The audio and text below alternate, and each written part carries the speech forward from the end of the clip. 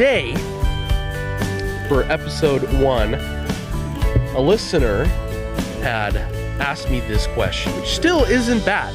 That's still under $1,000, which is entirely feasible. I'm living proof of that. Hello and welcome back to the TGR Podcast. This is the first true episode we're having on the podcast, apart from our introductory episode, Shop Talk Begins.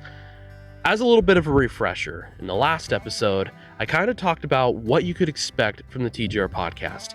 That being classic car talk, automotive culture talk, history, talking about the history of the classic cars, telling stories, your stories, as well as my own, about classic cars that I've picked up, classic cars you've picked up, funny little things that have happened while working on these classic cars, and our future goals and dreams here on the TGR channel. So, just to refresh the mind of what we had gone over in the last video, apart from what I just said, I had asked that some of you, all of you, contribute to the podcast by leaving questions, thoughts, ideas down in the comments below for future topics here that we can talk about. And so one of you, and a couple of you, had put down in the comments below some great topics. But this one right here, the one we're going to talk about today, hit with me the most. And I thought that it kind of deals with exactly what's going on in our world right now, where things are a lot different than they were 20, 40, 50 years ago. But before I get too carried away, before we start talking about this, I want to tell you the same thing that I told you in the last episode. Please put your thoughts down in the comments below. I want to know what you have to say, what your thoughts are, and what you want to see on this podcast. What do you want to talk about? So be keeping that in mind while we sit here and we chat. And if you have any thoughts and ideas right now, go ahead and put in the comments below. Nobody's saying you can't comment like 800 times on the comment section. So, and if I don't get to your comment exactly like 100% like to the next episode, just keep commenting that, because if I miss it, we do one topic here, I want to get to each and every one of your topics. Now obviously not all of them will be able to get to, unfortunately, because I mean we can only do so much, right?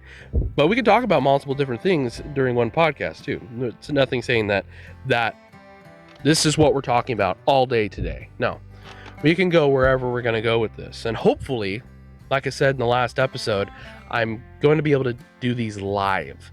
We have to get to a certain amount of subscribers and watch time on the channel itself, on the Garage R&R, in order to open up that ability to do this live, so that you and I can literally be sitting here in real time talking about whatever we're talking about. And for those of you that have me in your ear right now and just kind of listening, also be thinking about comments you can post. I know not everyone can comment at the same time, work and everything or whatever you're doing. It's the greatest thing about a podcast. You can have me in your ear and do whatever you need to do. But be thinking of ideas. I'm also going to post something in the community or the post tab on the channel that will, type your thoughts and ideas for future topics below. So be thinking about that. So today, for episode 1, a listener had asked me this question, and I thought it was a perfect topic to start this episode 1 out on. And it was, are cheap classic cars out of reach for the average person? You don't see $500 cars or trucks anymore. You're right, and we're going to talk about it. So, cheap classic cars. What comes to mind when you think of cheap classic cars? And I want you to comment that below. When you think of cheap classic cars, do you think of 1950s? Do you think of 1970s? Do you think of 1980s?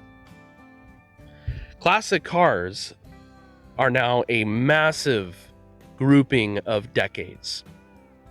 20 or 40 years ago, 50 years ago even, classic cars were a much smaller group of vehicles, because a lot of the classic cars that we consider classic today were just used cars, daily drivers, nothing to write home about.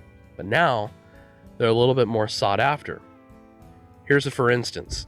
A 1987 Jeep Cherokee is 36 years old, about 36 years old. That is now considered a classic car. For someone like myself, I don't consider it a classic car because, it was my first, one of those, a 96 four-door Cherokee was my first car. And I never thought of it as being a classic car until I saw a few at car shows, classic car shows. And I was like, no, there's no way that those are considered classic cars. Well, anything older than 25 years old is considered a classic vehicle across our nation here in the US. Now, when you get into vintage and antique, that's completely different amounting of years. Like, so a Model A made in 1925 is now 100 years old. Therefore, it is an antique. If it's not quite 100 years old, but it's way older than at least 30, we can kind of get into that vintage classic car realm instead of just, classic car or antique classic car. So it's really interesting to see that, because now a 2006, any car from 2006 is now 20 years old next year. Can you believe that? They're already old cars. And so you have a 1987 Jeep Cherokee that is now considered a classic car. So when you're thinking of classic cars, you got to think of a broad box now. It's not just a small group. So when you're looking for a cheap classic car for the average person and you're wondering, well, shoot, do they still exist? They do still exist, but it's probably not what you're thinking. So here's your key concepts. A $500 to $1,000 car still exists, kind of, but mostly as shells, rollers, parts cars, or major projects. Now, each one of those, a roller, that's no engine, no transmission. It's just a roller. It's got a bed, it's got a cab, it's got a body on chassis, whatever you want to do, but it's got wheels and is able to roll, right? Shells, it's got no interior, no engine, no transmission, no axles. You'd be lucky if you have a frame. Then you just have frames, which is nothing. Maybe you get some axles and some wheels, but it's just a frame, no body. And then you have the projects. Now that could be a big list. A project car is all up to interpretation by the seller. And so, like, I've got a 1996 Dodge Dakota. It's technically, or 98 Dodge Dakota, it's technically a classic car now. But when I had bought it, I just needed something for college, running back and forth. I had to have something to move my toolbox from the garage to the college when I was doing diesel tech. And so I went out, scoured through, found this little pickup, and they wanted not a super cheap price, but it was well enough, right? But they had said it was a project car. It ain't a daily driver. Oh, no, it's a project car. You're going to have to, it's far from being a daily driver. I replaced the water pump and tightened down the valve cover gaskets, or the valve covers, because they were a little loose and it was leaking oil a little bit. I just put new tires on it just a few days ago, and it's still a good runner. It's one of my favorite rigs to drive. It's got great four-wheel drive. It's the short box single cab. It's not even the extended cab. It's just a short box single cab, 5-speed manual with four-wheel drive. It's a great little truck. It's not even the short box. It's the longest box you can get, and it's got a 5.7 liter Magnum. Not the 5.9, but it's got 5.2 liter Magnum, but it's got the big old barrel intake on it. So it's looking pretty good. I like the truck. Anyway, that is now considered a classic car, and they had called it a project car. But in reality, all it needed was a little bit of TLC that you would normally have to do on any car that you're driving. So that's why I said it's all up to the seller's thought process and interpretation on project car. Now, there are some cars out there that are definitely project cars. Like if you've got a a 1928 Buick, right? That's, it's got all these parts. It's mostly together, but some assembly is required. That is definitely a project car. And those right there you can pick up for pretty cheap, that $500 to $1,000 range. But you can't just be thinking of the base price when you're going out and buying these classic cars. And we'll get to that here in a second, because I want to talk about what you're buying when you're getting a $500 car. So $500 driver, like hop in and drive and do whatever the heck you want to do, are rare, because most of these $500 cars are rough, missing parts, and the biggest thing is they have no title. You could come across a driver, $500, runs, drives, haul it away, but I have no title, or I've lost the title. But here's the thing, if they've lost the title and it was in their name, they can get a title for it. Then it's simple and easy, just about filing paperwork, and then you're done, you get your title. Now, if it doesn't have a title, you can file for a lost title, and you get some interim piece of paper that says that you own it, kind of, but there's a 3-year period in which it can be contested at any point. If it's not contested after that 3-year period, you get your title, and that car is 100% yours. Nobody can contest it, nobody can do anything. And so that's where that lost title comes from. And that is because down in California, it is, especially with Volkswagens, they are notoriously stolen, and then they have no title. They swap the VIN plates, whatever. So they always have that 3-year period where they put it out on a registry, and if it comes up stolen or missing or whatever, then it can be contested. Or maybe at that point, people just don't care, and they're like, well, if you've bought it, it's probably been bought and sold so many times, and you're just the first person to put it in your name. That's those kind of situations. But a lot of times, like if you're going and looking rural, which is something we'll get to a little bit later on, you're definitely going to have more of a chance of not finding a car with a title, because a lot of these old farm rigs back in the 1950s, 40s and 50s, they weren't purchased with a title because they were going to be used on the farm. It's like a 1947 Willys Jeep, farm Jeep. They released them like that. They released as a tractor. They didn't have headlights. They didn't have taillights. They had a window, but they were released basically as a 4-wheeled tractor that resembled a Jeep. And then people would put headlights in them, taillights on them, and then drive them down to the grocery store, that kind of stuff. But you're not going to have titles with those, because most tractors, like a 1948 John Deere, isn't going to have a title. It's just going to be, you buy it and there you go. So on top of that, you need to be thinking more, instead of thinking $500 classic car for the average guy, right? It's more like $1,000 to $500, or $5,000 is more of a realistic price for a project that you can drive or restore. And the reason behind that is media and TV. Television has made these classic cars a lot more expensive because people now understand what they have. Like I said, back then, they were just used cars. They didn't have any meaning or anything like that. But also because certain cars became icons. So, the Dukes of Hazzard, 1968 Dodge Charger.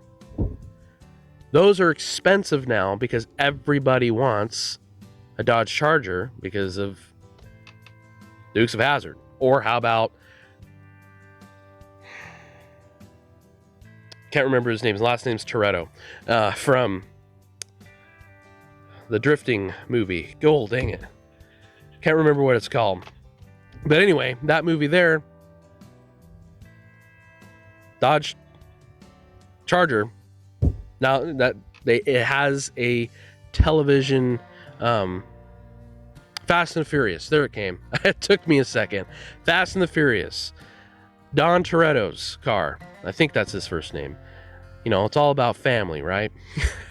But that, that Dodge, that's another reason why that particular car is more expensive than it would have been 70 years ago, or if you wanted to play that game. And so that's increased the price of certain cars. Volkswagens, highly sought after.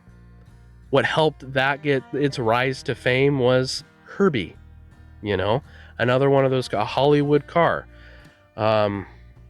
Another car is the car from the Christine car, that spooky movie where the car basically goes on a vendetta, right? That car right there, highly sought after because of its nostalgia, its TV movie media presence. And on top of that, YouTube channels that are going out and restoring classic cars, getting them running, doing will it runs on cars. You got channels like Vice Grip Garage, Restored, Cletus McFarland. There's many others that are going out and finding these cars, and they're making them into something more than they were before, which is driving up that price of cars. You have television shows like Gas Monkey Garage that's going out and they're going and doing these cars, doing a big wow finish on them. That's increasing the price of these classic cars. You've got Roadkill. You've got Dirt Every Day, which is going out there and doing exactly what I'm talking about, and it's increasing the price of these cars. Another thing that happened back in the day that increased the price of classic cars to where they're almost to that unaffordable state was Cash for Clunkers. Cash for Clunkers crushed a whole bunch of classic cars that would have otherwise been around today. They destroyed a lot of cheap daily drivers that might have been today's projects. 600,000 classic cars. Now, some of those classics, it probably could have been fine to crush them. Like, I don't know who's going to go out and sport a Dodge Caravan as the classic car. But hey, if that's what you're into, more power to you. But that right there, government programs like that did impact that quite a bit. And so the idea behind Cash for Clunkers was to eliminate and remove these vintage cars, these classic cars, from the road because safety and the environment, when actually they were crushing cars like Jeep Cherokees, the XJ Jeep Cherokees, which were known to be great cars to have around, good gas mileage, safe, and they met EPA standards for emissions, but they were crushing them. You should look up Cars for Clunkers. You should really look it up. There's some interesting information that I think you guys would love to know about that. Here, I'll do it right now. So, Cash for Clunkers was very political, so we won't go into it too much, but it was a U.S. government initiative that ran from July to August 2009, but there was more than just that project. Let's see here. If I could see where my cursor is. Hang on.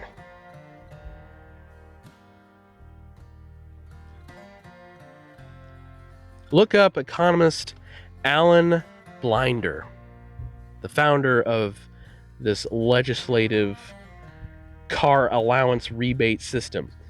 Now, like I said, a lot of the cars that they were scrapping weren't anything to write home about, but some of them were. And this was only one example of a government car allowance rebate system, because there's been others throughout history under different names and everything like that. So I do think you guys should go and check that out. Now, its eligibility criteria was vehicles must be less than 25 years old, but in 2009, a car that was 25 years old was like this little 1987 Jeep Cherokee that I've got laying around that we'll be doing videos on here soon. And now it's considered a classic car, a nostalgic period of time, a survivor from the 80s. It's got everything. It's all original, right? And it's just something that you wouldn't normally see. But imagine what they had gotten rid of. They crushed cars like the 1987 Alfa Romeo and Plymouth Voyagers, Mitsubishi trucks, Jeep Comanche pickup trucks, which, if you know what a Jeep Comanche pickup truck looks like, they're actually pretty darn neat little cars that work great as classic cars today, which was like would be a perfect introduction for people who aren't into classic cars yet. It's a perfect introductory car. And so, but I mean, a lot of the cars that they were scrapping were like Dodge Caravans, so there is that too. I think those were a mistake. But anyway, there's just a lot of cars that they got rid of, and you know, that was where politics and government was getting into classic cars and removing them off the road because they wanted people to drive compact and more fuel mileage per gallon efficient and environmental cars, which, if you look back at what's happening today, you can kind of see where that's going. Anyway, off of that made classic cars go up in value quite a bit because there's just less of them out there now. And so media exposure, Fast and Loud, Roadkill YouTube channels have made classic cars more desirable, which increases their price and the nostalgia. If you grew up in the 70s, 80s, 90s, those cars are now classics. And people, young people like me, other people who are younger than me, and just those who want to look back and feel like that they're driving back in the day, you know, something that their parents had, and it's like, man, you know, I love my old whatever. Those cars are now more desirable and sought after. Like, I cannot believe some of the cars that were like, back in the day are now, oh man, I want one of those 1980s like CJ7s. But you go look at a 1980 CJ7, it looks like a 1970s CJ7. So, you know, there's a lot of those cars that it's just, wow, you would not believe how expensive these 90s cars are now. And it's like the 90s Crown Vic, a cop car. Why would that be a classic car? Well, because these people, that's a nostalgia of an era that's bygone, you know? It's before the internet. Like, well, what we know today is the internet. Obviously, the internet was out there, but it was in its infancy. So there was a lot of that influence. The internet, you know? It's before YouTube. A time before YouTube. So a time before a lot of the things that we take for granted today. And, you know, the smartphone was not around then. It did not have, your phone was the size of your shoe, man. Okay, that's what I'm saying. And that was the kind of nostalgia that people are looking for stuff back in the day. It's like, go to restaurants that haven't moved out of the 1980s. It's like walking back in and getting a breath of fresh air. The 80s were a weird time, don't get me wrong, but it's a nostalgia that people want now. And especially like the 70s. Everything was orange and pink and just crazy stuff was going on. But those cars, like the 1970s Mustang, people want those. You know, let's look here.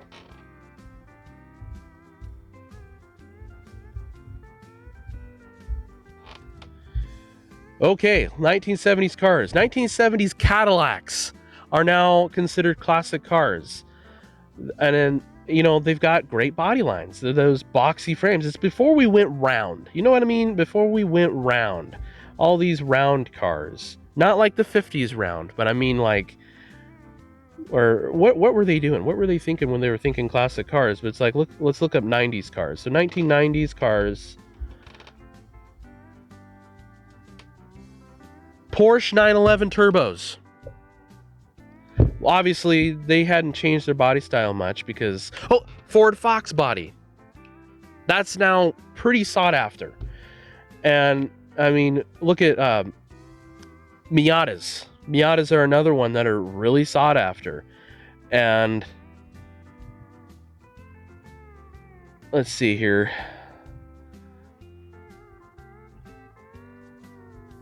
Yeah, there's just a whole bunch of them here. So, I mean, just go look up 1990. Like, right now, as you're sitting, listening, just stop what you're doing. Look up 1990s cars, because those are classics now.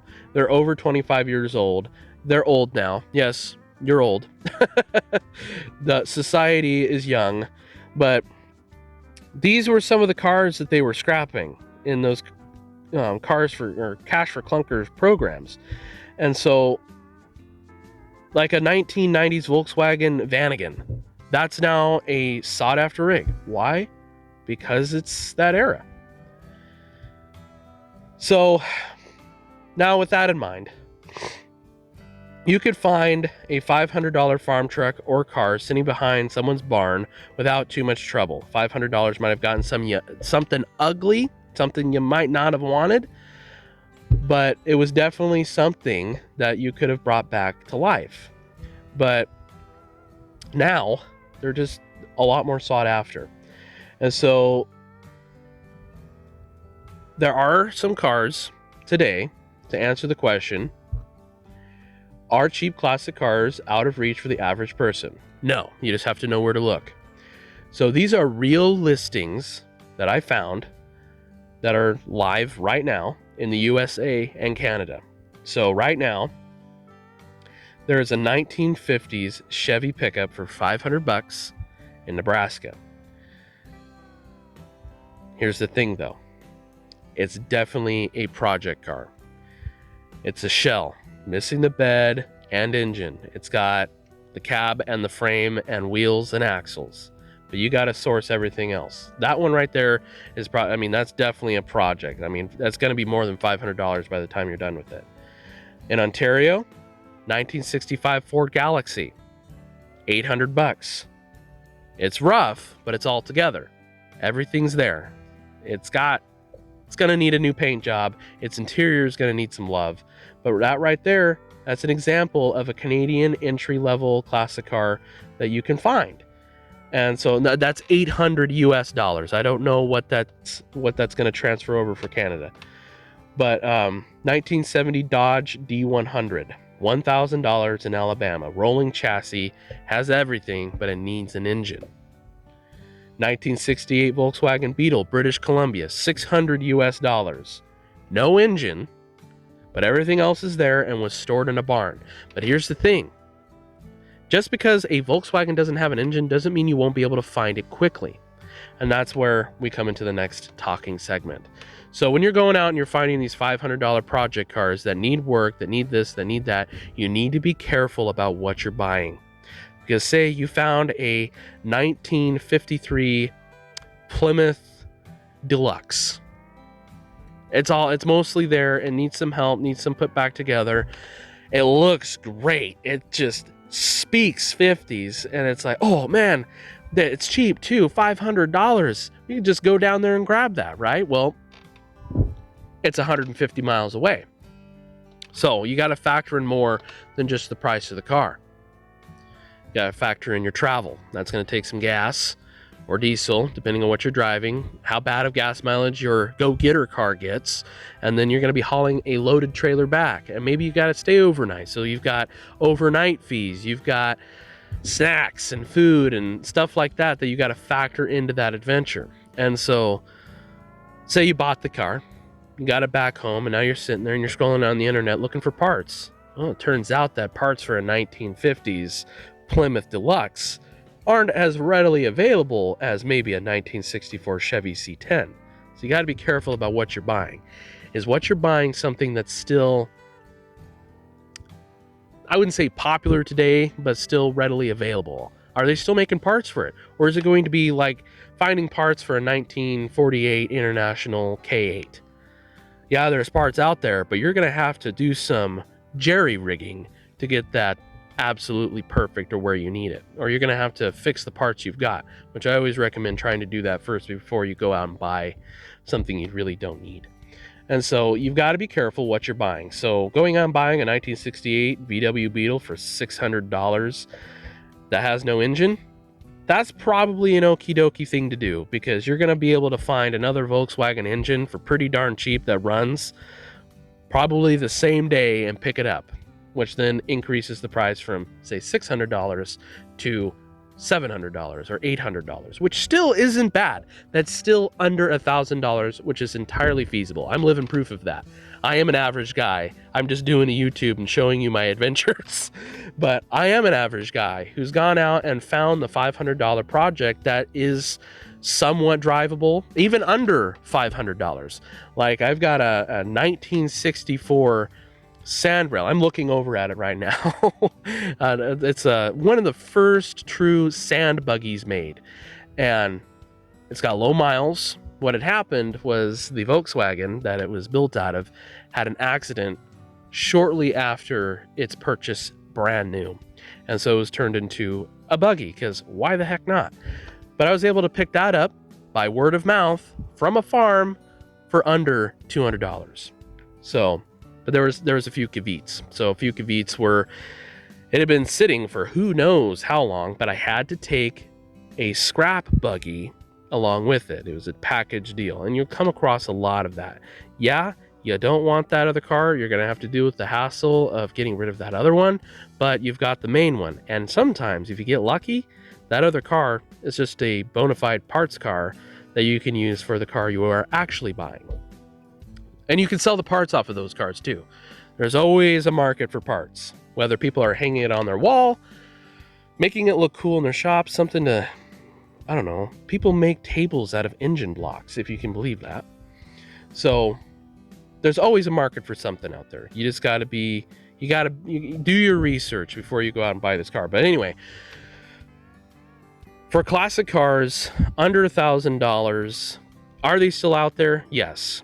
That 1964 Chevrolet C10 that I've been working on here on the channel for quite a while now was one of those under $1,000 classic car finds that just needed some work to get it back on the road again. And that was stuff like a fuel tank, fuel pump, and that's all I've done to it so far. We've got some work coming up here soon that we're going to be doing to it to make it run better, but it runs pretty decent as it is. And it sat for 23 years in a backyard. It was not on Facebook Marketplace. It was not on Craigslist. It wasn't on anything on the internet. I was able to pick that up by word of mouth. You see where I'm going here? I'm foreshadowing. So when you're going and doing this, finding classic cars that aren't $20,000 or even $5,000, because some of these $5,000 projects are just insane. Here's some tips and advice. Be flexible on the make, model, and style. I know you've got this thing in your head. God dang it, I want a 1955 Chevy Bel Air, and that's what I want. You're going to be paying more than $1,000 for that, for something that runs and drives. That doesn't need a whole $20,000 worth of work. So be open. If something pops up, and I hate Volkswagens, dang it, I am not going to buy a Volkswagen. But a Volkswagen pops up for $200, needs some love. That is a doorway. That can take you places you will never expect it to take you, because Volkswagens have one of the biggest communities in the world.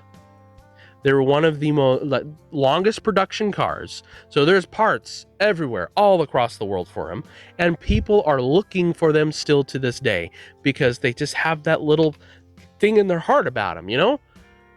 Herbie is a grand example of that. Oh, look, it's a Herbie car. You know, it incites that joy, that childhood happiness that just comes from a little Volkswagen Bug or Carmen Ghia or whatever fills your water glass, you know?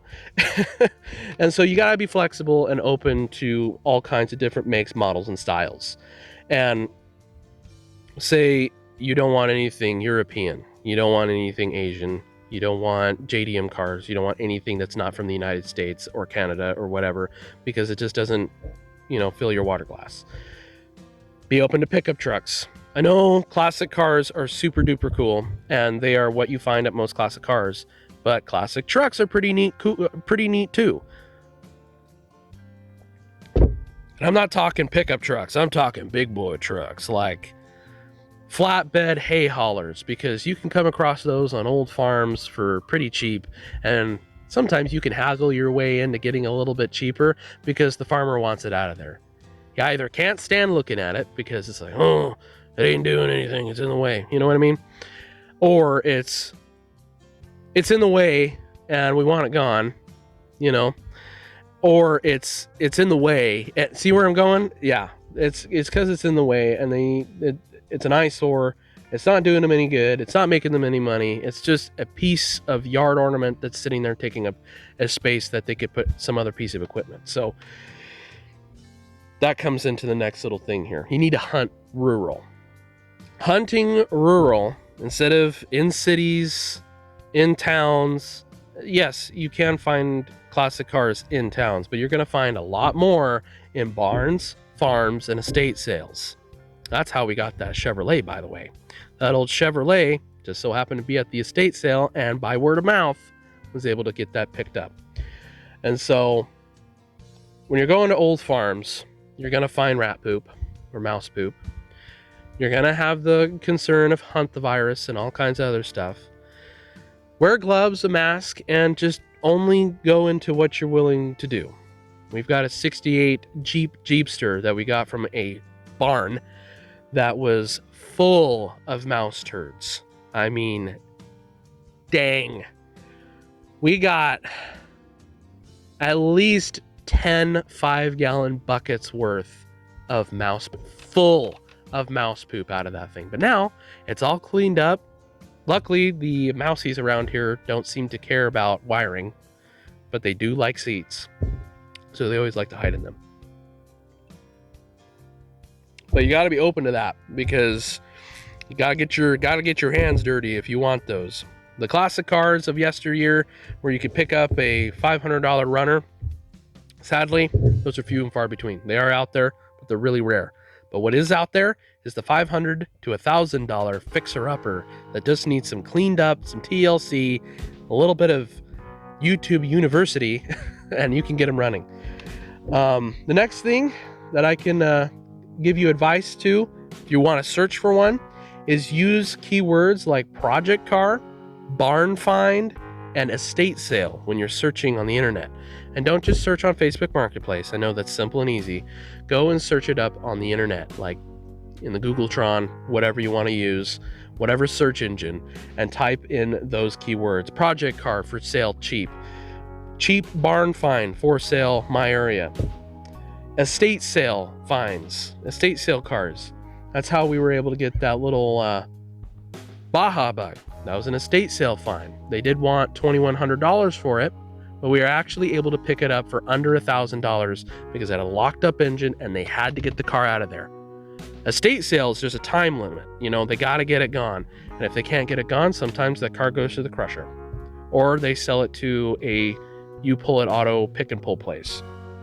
And so that right there, if you can find cars at estate sales, you got to be quick, because people are going to be like, it's like finding tractors at estate sales. I always ask, and I'm always either number 3 or 4 in line. Sometimes I'm number 2, but number 1 always takes it with them.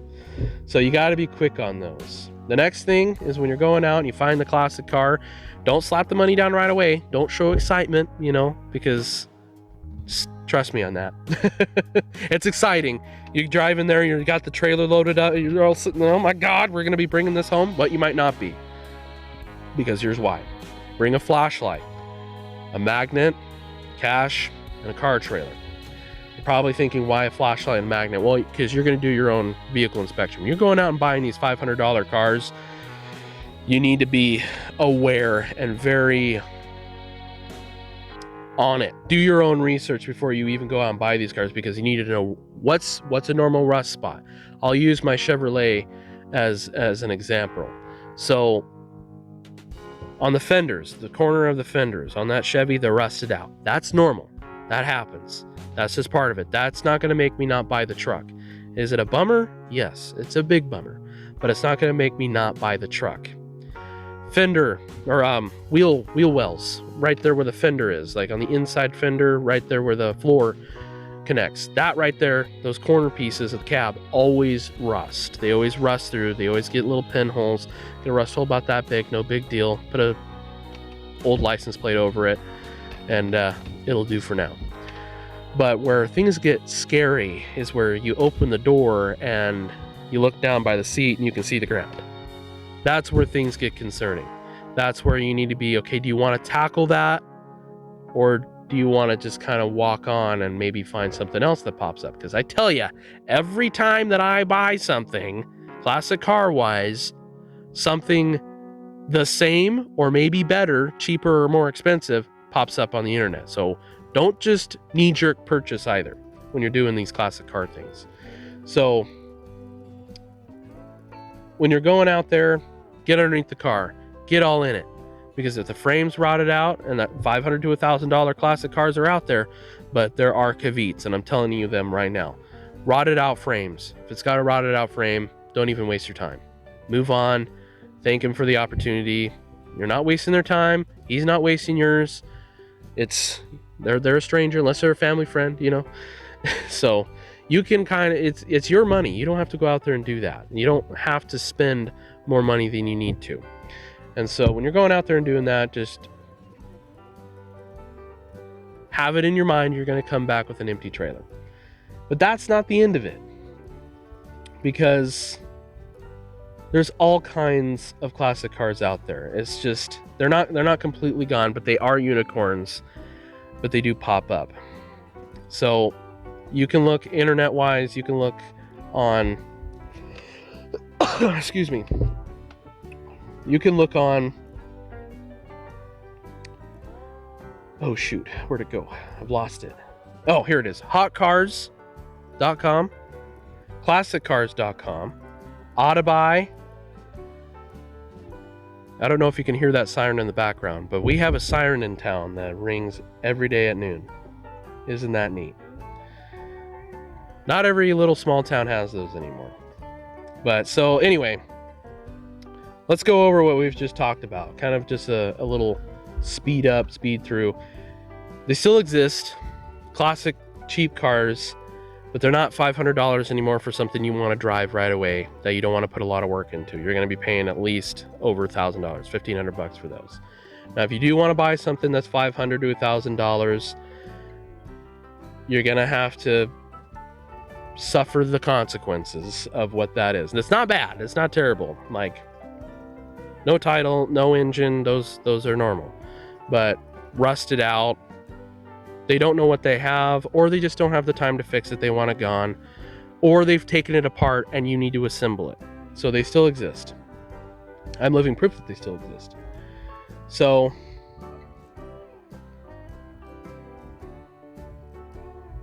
yeah, that's,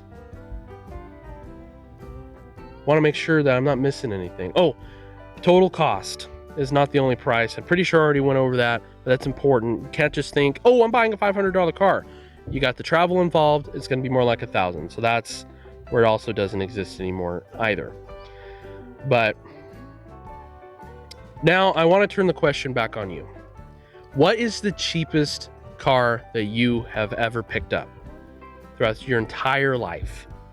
What's the cheapest car have you ever picked up? Did you score something for $500? $1,000? I'd love to hear your stories. Send them in, put them in the comments below, and I'll share it in the next podcast episode. So to wrap up, classics are they out of reach? No, not completely. They're not extinct. You just have to know where to look, and you have to keep your eyes open for what you're looking at getting. The real sweet spot is you got to be looking at the $1,000 to $500 range. That is considered a cheap classic car these days, or $5,000 range, not $500.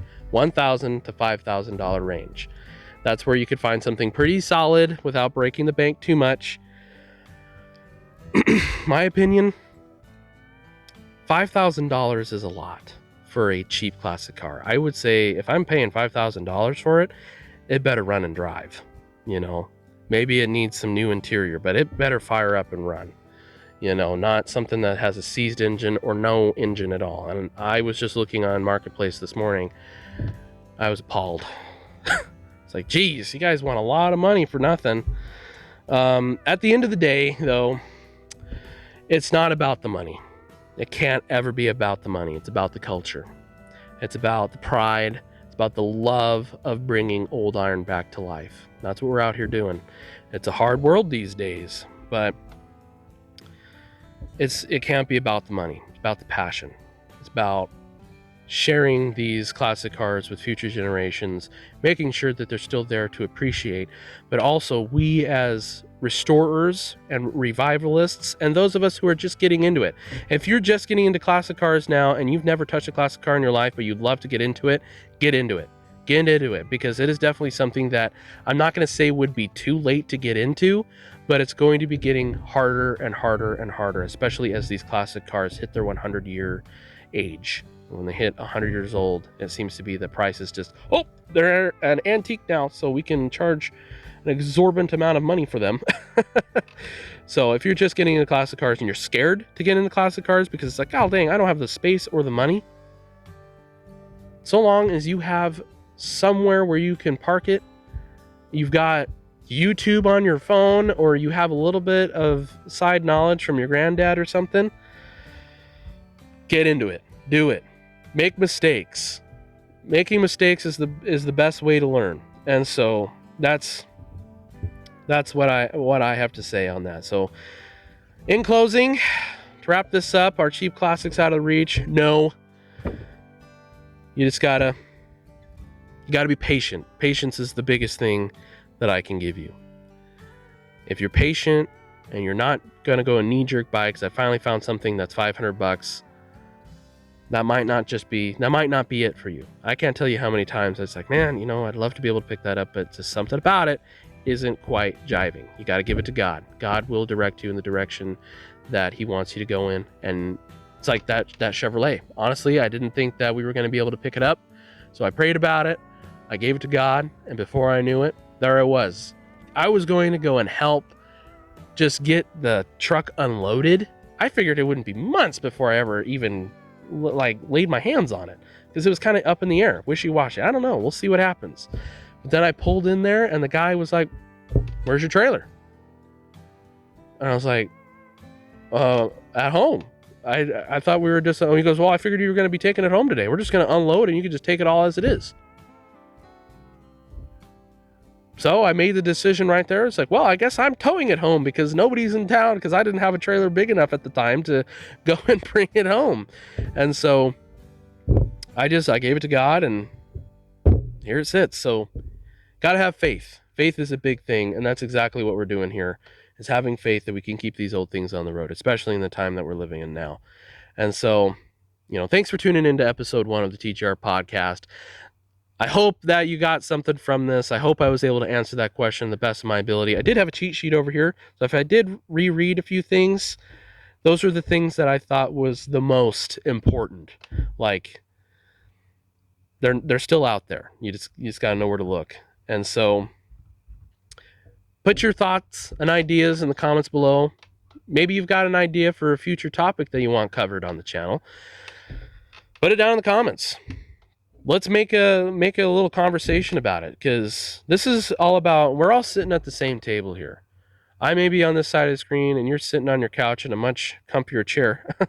Or maybe you're out working and you're out turning some wrenches or hauling some hay, or you're in the cubicle and you're bored out of your mind waiting for the weekend.